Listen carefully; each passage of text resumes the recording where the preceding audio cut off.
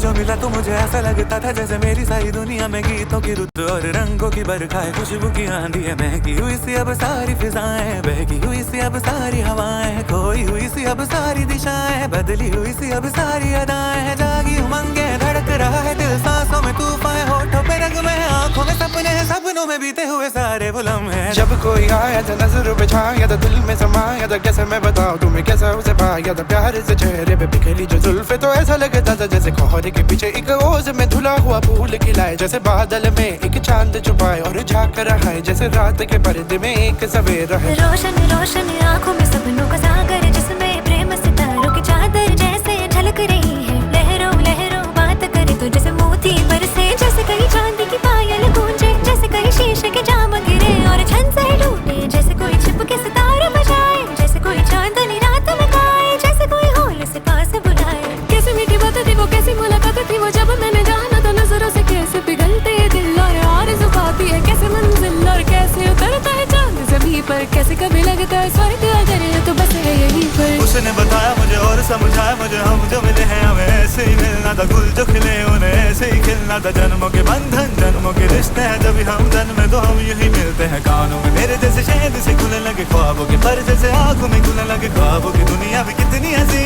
और कैसी रंगी थी, ख्वाबों की दुनिया जो कहने की थी पर